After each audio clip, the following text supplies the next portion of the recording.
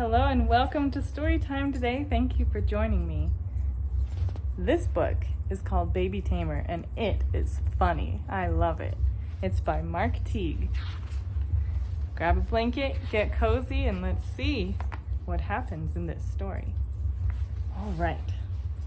The babysitter, Amanda Sneedy, showed up at 6:15. She'd come to watch the Egmont kids, Clarabelle, Zeke, and baby Lurleen.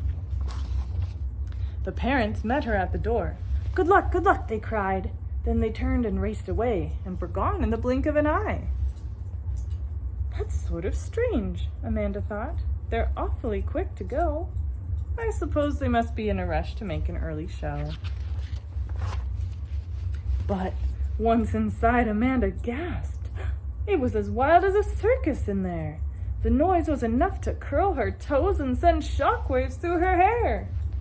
From bongo drums and flugelhorns to piano and tambourine, there was no louder three-piece band than Clarabelle, Zeke, and baby Lurleen.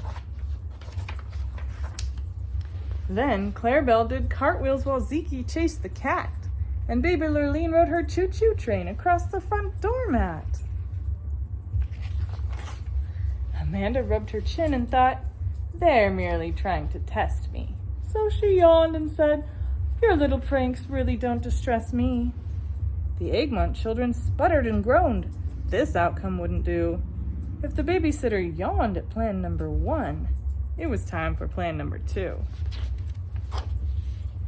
Oh, this plan called for greater mischief on an even grander scale. The Egmonts cackled and clasped their hands. This time they wouldn't fail. Clarabelle quickly showed her skill as a prankster and a teaser. She dumped an octopus in the bath and shoved penguins in the freezer. Now came Brother Zeke's turn, and not to be outdone. He jumped 5 chairs on his tricycle, but crash-landed on the 6th one. Then he performed his magic act. He placed his top hat on a trunk and mumbled secret magic words, waved his wand, ta-da! A skunk. Last of all came little Lurleen, who walked a wire between 2 chairs, then used the couch as a trampoline and disappeared up the stairs. Amanda simply shrugged and said, I really must confess, I've seen a lot of pranks before, and these just don't impress. The Egmonts howled and stamped their feet. It was quite a sight to see.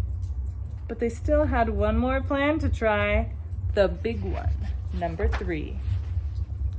First, Zeke set off fireworks. They exploded, rat-a-tat-tat, and Lurleen charged through on a small white horse, balancing like an acrobat. Next came dancing elephants, camels, monkeys, bears, and Clarabelle the lion tamer with her flashing whips and chairs. After all the uproar ended, Amanda asked, isn't there more? But the Egmont kids were too tired to move and collapsed across the floor.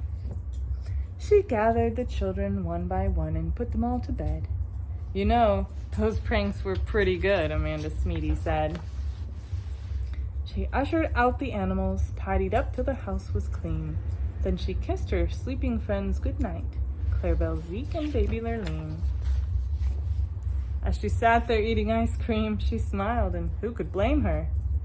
I'm one cool cucumber, she told herself. Amanda Sneedy, Baby Tamer.